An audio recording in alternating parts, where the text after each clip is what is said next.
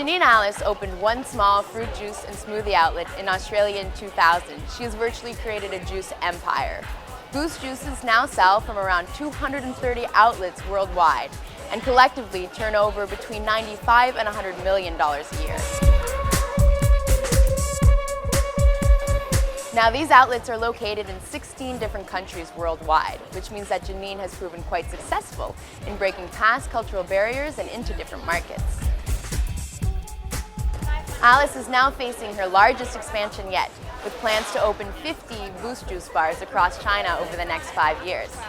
In the Black, met up with Janine to talk about her expansion plans and get some insight into what she's learned in the business world. Janine, thanks so much for joining us. No, pleasure.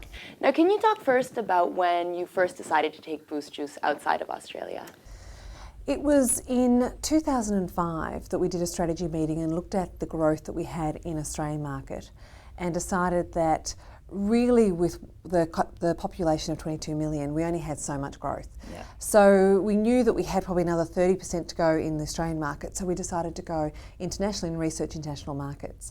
You know, if you go into any sort of supermarket or shopping centre anywhere in the world, you'll notice there's only so many brands. Yeah. And you know, so it seemed an obvious one. We did the research, there was no other juice bar doing it at the time. So yeah, we did the research and started our expansion international. Great. Now, what were some of the biggest challenges you had at that point? There's challenges. Every country has its own challenge. There's legal challenges, there's accounting challenges, there's people challenges. So, but I think the most important thing is we do it as a master franchise step. So we're making sure that we're going in with local partners. So we're not arrogant enough to say that we know how Chile works or know how the Mexican market brain or the Mexican brain works. So we're sort of going in and going, we're relying on the partners. We've got the brand, we've got concept, we've got the know-how, but we need their local expertise to make it work. Okay. What would you say would be the greatest lesson that you learned from all this? Oh, well, it's a lesson whether it's international or domestic. The greatest lesson in everything is that you've got to get the right people.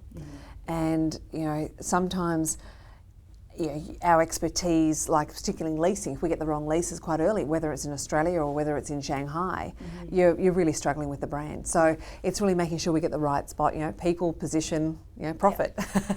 Makes sense. Now, how do you think Boost Juice has weathered the economic storm? It's really interesting when you go into any cycle in business, whether your business is a little bit recession-proof or not. Our business crisis is cold weather. Weather goes really cold, our sales go down. We've found with the stimulus package and with what we've put in place to go into this environment that we've actually got double-digit comp growth. So we couldn't be stronger. Our business has never been in better shape. I think it's because we continue to attack ourselves. I think it's a little bit of luck. I think that just ensuring that the company is in good shape with the people, getting the right people.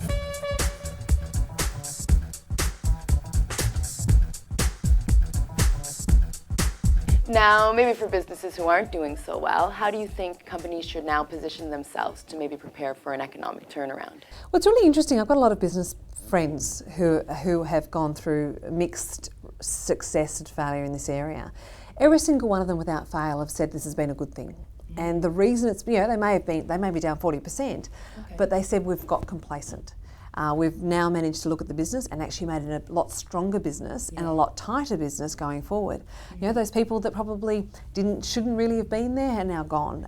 Those systems that they've been meaning to put in place are now in place. So I find that the companies that will come out of this environment or this economic downturn will be a lot stronger. The other thing is a lot of the companies that were probably borderline whether they survive or not have been cleaned out. So a lot of the competition has gone. So I think the future looks very bright for those businesses that have attacked themselves viciously over this period. Now, you've just opened your first store in China. What proved the most attractive about the Chinese market? Probably the thing that proved the most attractive was the people that we went into business with. Now, the success or failure, as I know I keep repeating, but it's such an important point, is getting the right people. But the Chinese market itself, there's no question it's still growing at a 6-7%. There's certainly a lot of people. Their middle class is now growing. They seem a lot more organised than a lot of other Asian countries. So it just made sense. We do a financial matrix, and that's certainly proved to be a very profitable model. So it's a matter of now proving it. How do you think the Chinese market might be different than other countries you've introduced Boost Juice into? The key differences, I think, to China, I mean, every country has its unique nuances, but the key difference to China is they're kind of learning it as we go. So they might say, here is the rule, or here is the law. And you go, okay, we'll follow that law. And they go, oh, hang on, we want to change it, because that law's not working, we want to change it. So you have to go into China with humour and with patience. Yeah. What advice might you have for other businesses who are eyeing the Chinese market? I think make sure you get with a good partner, do your due diligence on the local law and the local accounting standards in that area. I mean, it is a very different market, however, it's very progressive. So if you can make it in China, you do very, very well. There is many international carcasses in China for people who have gone in and got the wrong partner or gone in thinking it was a lot easier than what it is. I think you need long-term goals. Whatever your expectations are, take 90% of them, and then you will meet your expectations. Wonderful, thank you. Pleasure.